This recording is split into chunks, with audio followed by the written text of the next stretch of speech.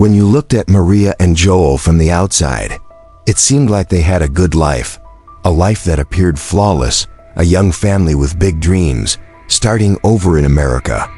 But behind this calm and successful image, there was a world full of betrayal and hidden dark days. Then came the moment when one of them wanted everything revealed, so much that she decided to dedicate her life to it, even when she was murdered. Hello and welcome to the Turk Crime Channel. The story begins when Maria and Joel, who was called Joe for short, met at nursing school in Puerto Rico. The two of them got along very well from the very beginning. Joe was 11 years older than Maria, but this age difference did not cause any problem for their relationship. They both had common goals, the dream of living in America, having successful careers, and building a happy family. On the path to those dreams, after some time they got married. They had two sons named Alejandro and Valentino.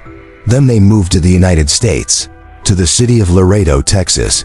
Joe found a good job at the hospital as a nurse anesthetist. Maria took care of the children and planned to return to work soon.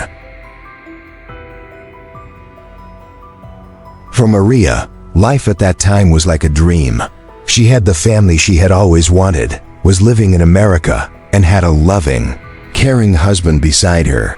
But little by little, she started to feel uneasy, the kind of feeling many women believe they can sense when something is about to happen. The story was that after Joe married Maria, he gained some extra weight. But suddenly, he became strangely obsessed with losing weight.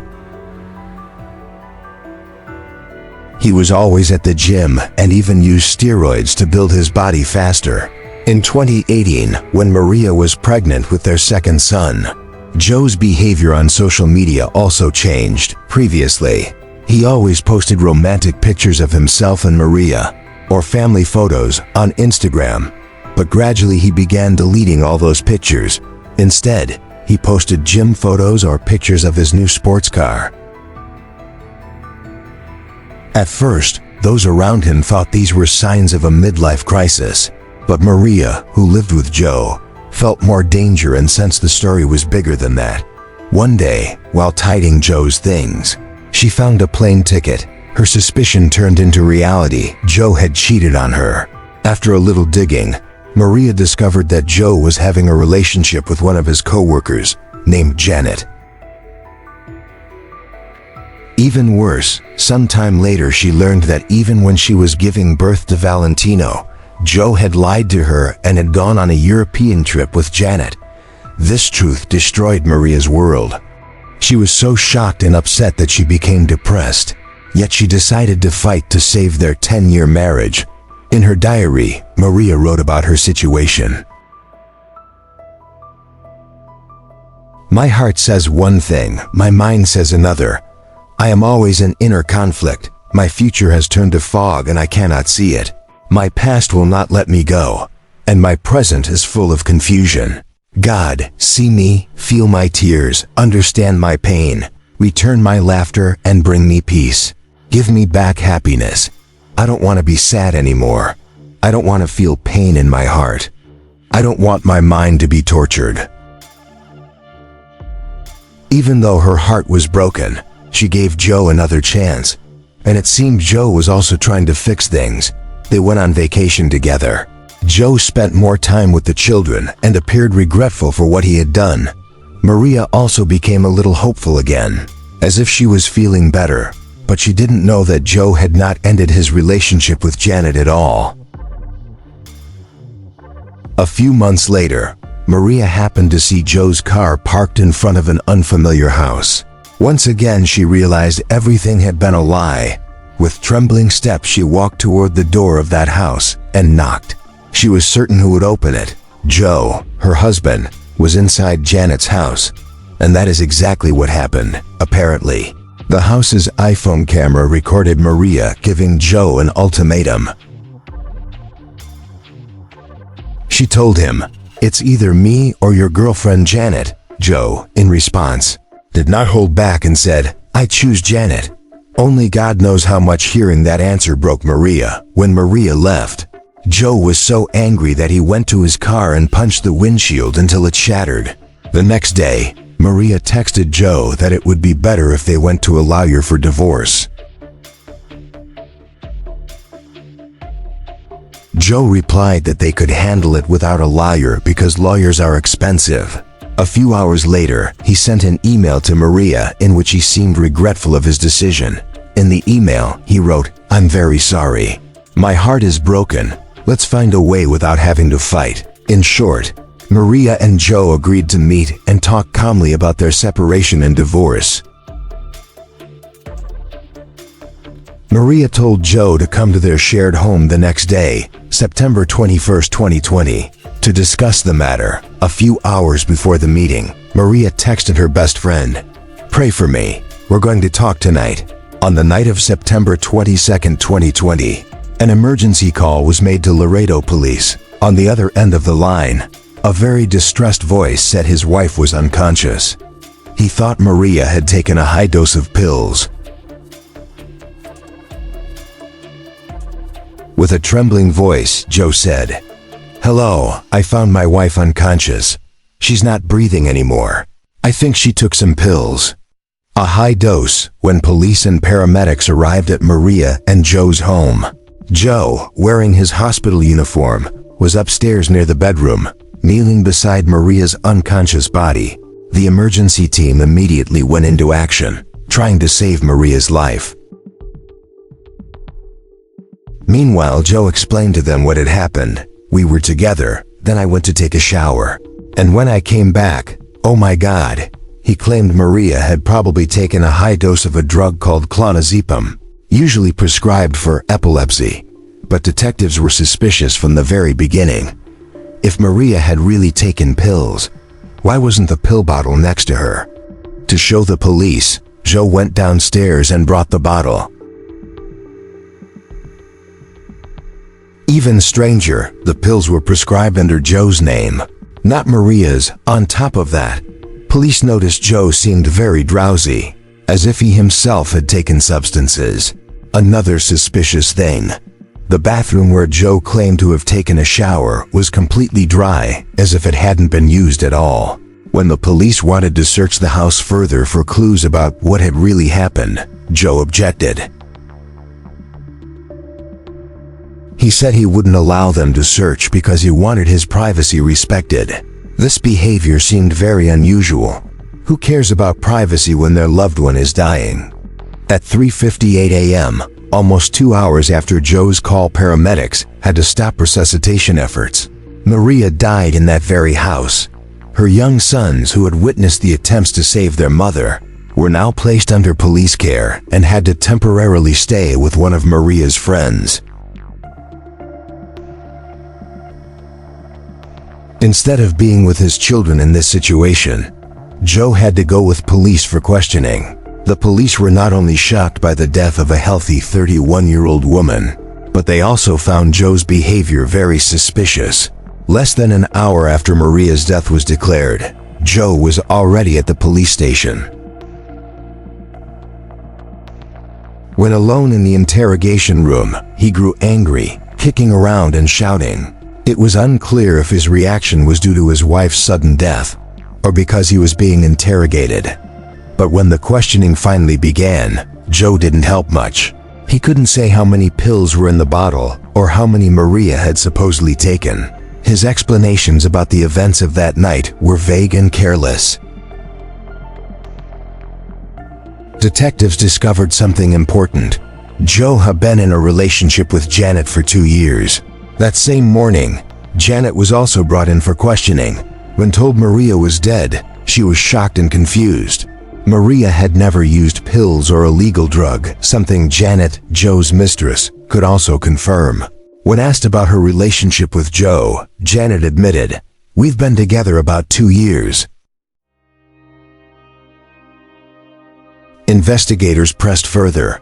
"Did you know Maria, his wife, ever used drugs or medications?" "No, honestly no," Janet said.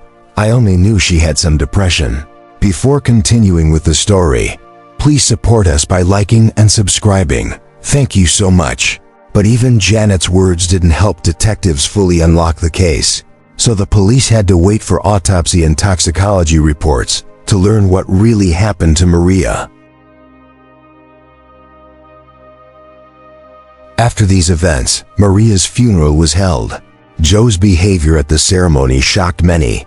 In front of Maria's open casket, he wept hysterically, throwing himself around dramatically. But everyone knew he had been cheating for 2 years, was planning divorce, and was already living with Janet. For 4 months, Maria's family remained in limbo. They didn't know what had truly happened to their daughter that night. Had Maria committed suicide? Had she accidentally overdosed? Or had Joe killed her because she stood in the way of his relationship with Janet? Finally, 4 months after Maria's death, the toxicology report was released. According to it, Maria's death was caused by a combination of several drugs. Contrary to Joe's claim, no trace of clonazepam, the drug he said Maria took, was found in her body. Instead, high levels of other drugs were detected: morphine, Demerol, naloxone, propofol, ketamine. These are drugs mostly used by anesthetists, not ordinary people, and who around Maria had such expertise? Her husband. 4 months after Maria's death, police arrested Joe. Interestingly, he seemed to have been expecting this day and did not resist. After further investigation, police completely rejected the suicide theory. The evidence showed Maria could not have consumed that amount of drugs herself. Further investigation revealed that Maria's life with Joe was full of abuse and mistreatment. She had become so desperate that she was trying to escape the marriage. The interesting thing is that Maria seemed to have predicted the future in a way. She had collected evidence of Joe's behavior. She had filmed their fights and documented everything in her diary, from her attempts to save the marriage to the psychological and physical abuse she endured. Her writing showed she had decided to end this life and free herself from grief and depression. She was even hopeful about a better future without Joe. On the last day, she had written in her diary, "What do I want?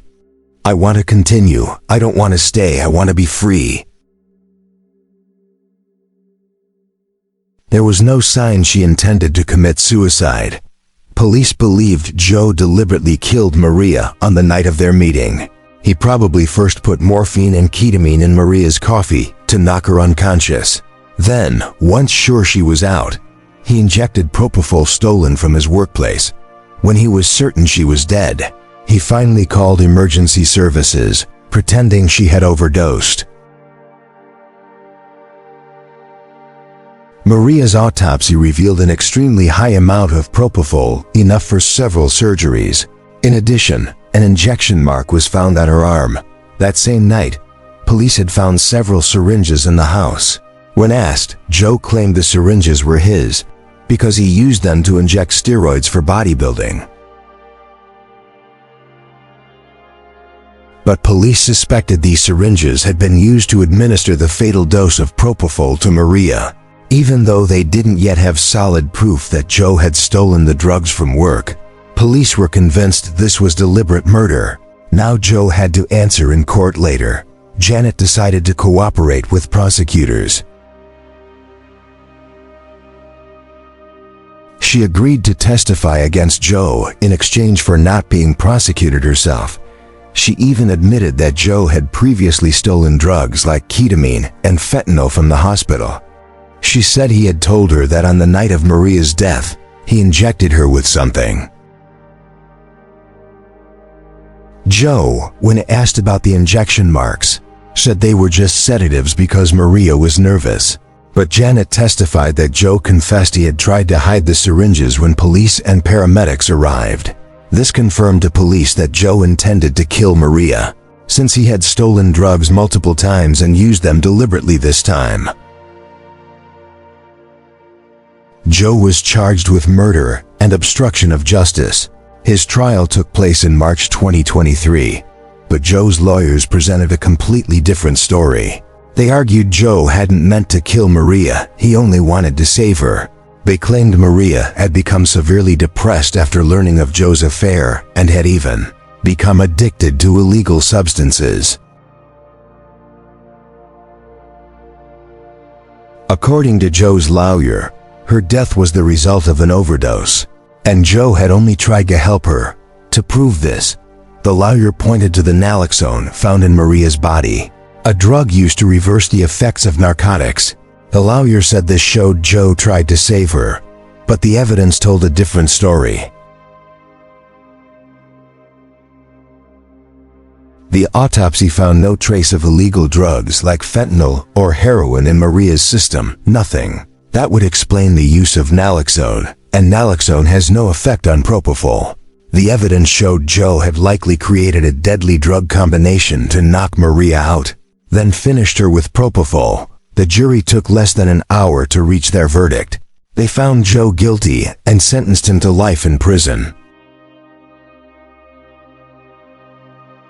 No one believed Joe's story that Maria had wanted to kill herself or accidentally overdosed.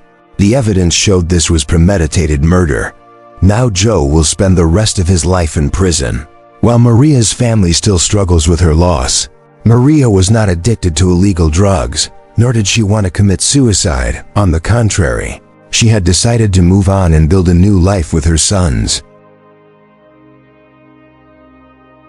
But now, without their mother or father, the children had to live with Joe's mother.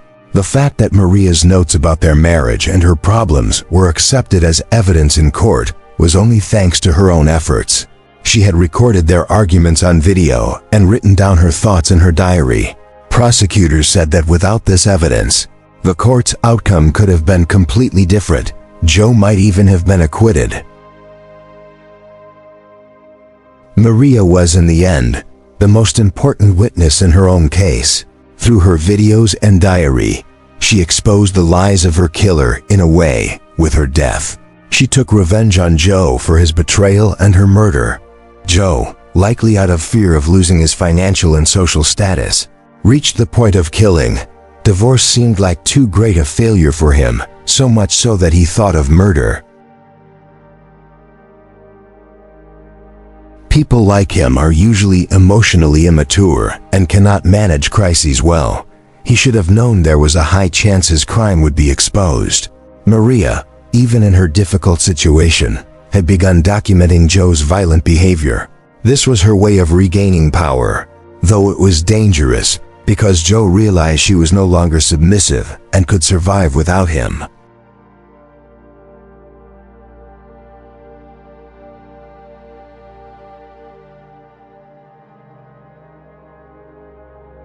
The reality is that while the law supports women, some men cannot accept losing privileges, especially property and custody of children. This can make situations more dangerous and deadly, ultimately. This case became very important legally because of the evidence Maria collected. She was able to testify in court even after her death and tell the truth. Her videos on her phone and her diary entries led to Joe's conviction for murder.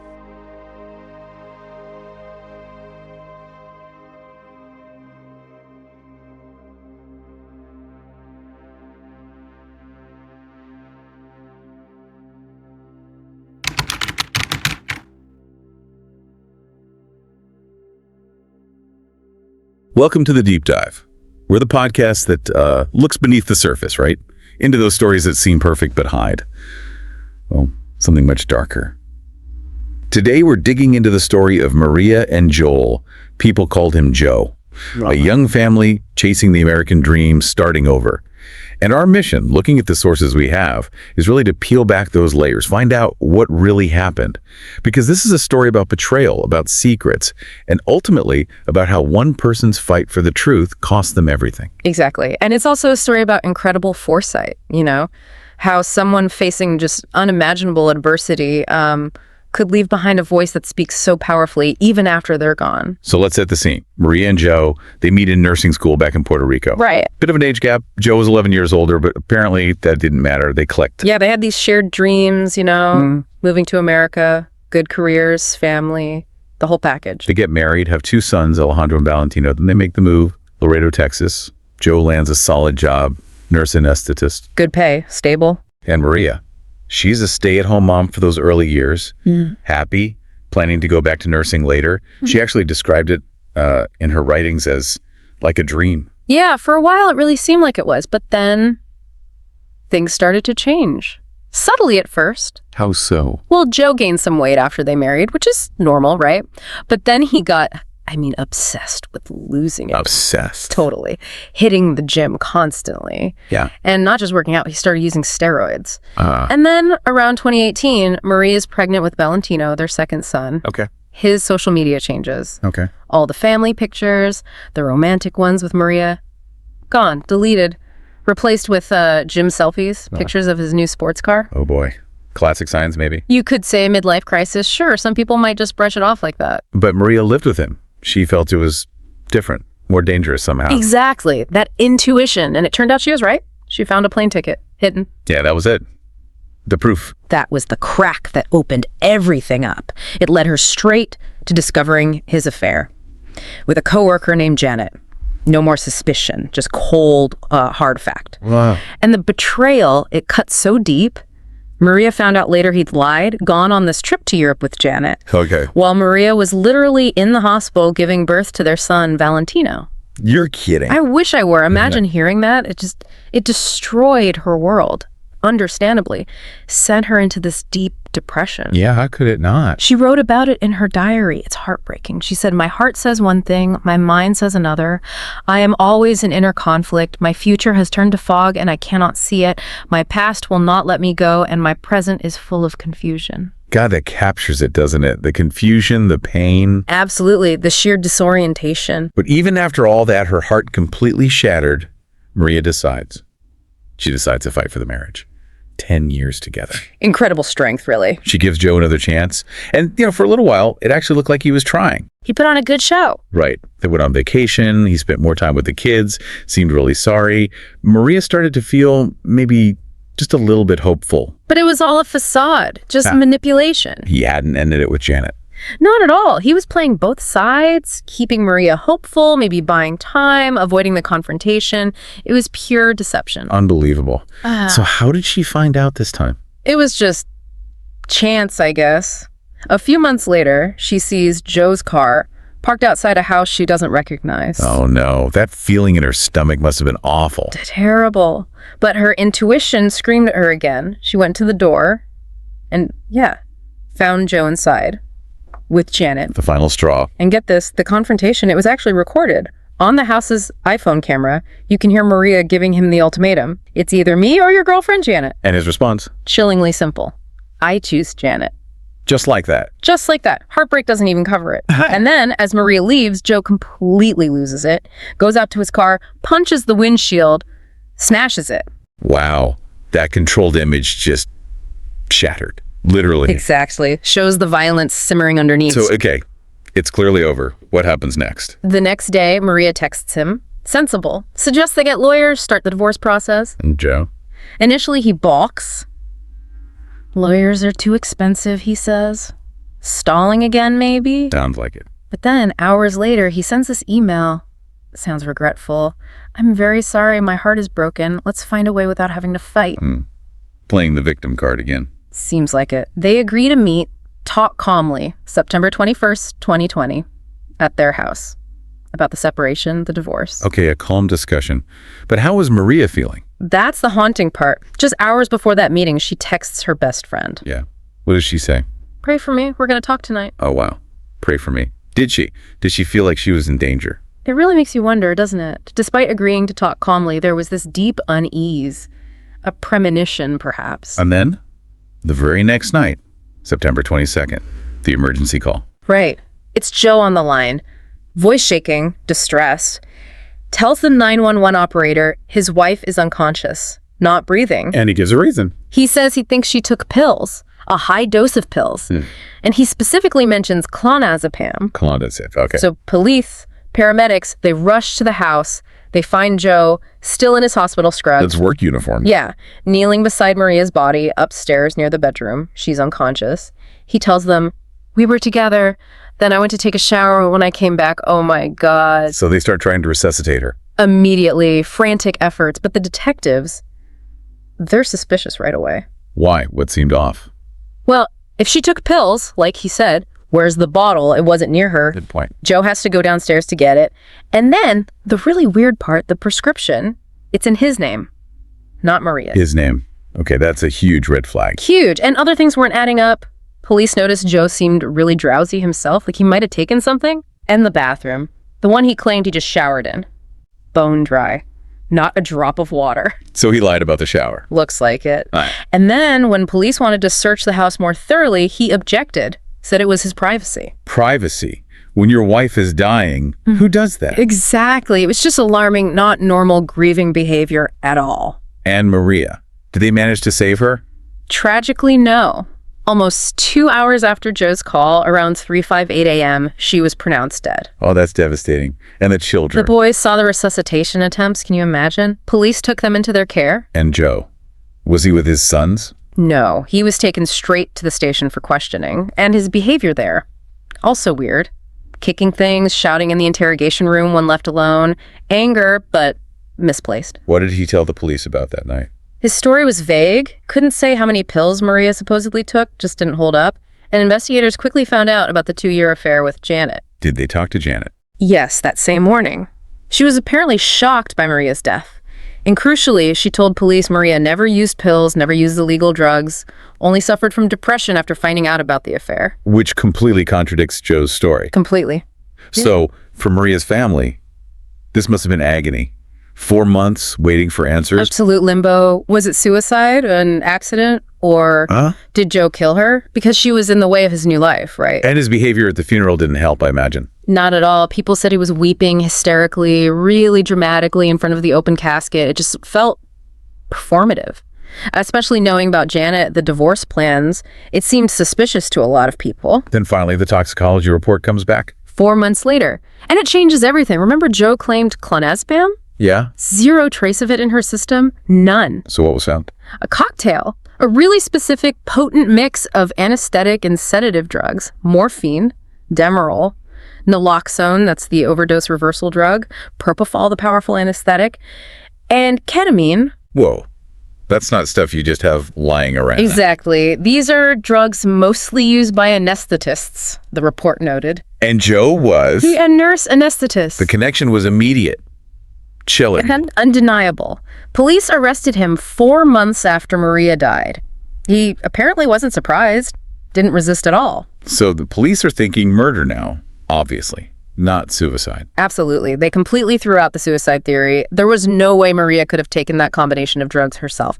Plus, they found that injection mark on her arm. An injection mark. Yes, and they found syringes in the house. Joe tried to pass them off as his steroid needles for bodybuilding. But the police thought otherwise. They suspected they were used to inject Maria, likely with the fatal dose of propofol. And then Janet comes back into the picture. You're right. This is huge. Janet decides to cooperate, makes a deal for immunity. What did she tell them? She admits Joe had stolen hospital drugs before. Ketamine, fentanyl, and then the bombshell. She testified. Joe confessed to her. Told her he had injected Maria with something that night. He confessed. To his mistress. Yes. And she said he even tried to hide the syringes when the paramedics and police showed up. So much for his story about just sedatives because she was nervous. Completely blew that out of the water. Janet's testimony basically sealed it. It showed premeditation, connected the stolen drugs directly to the murder. So the trial happens, March 2023.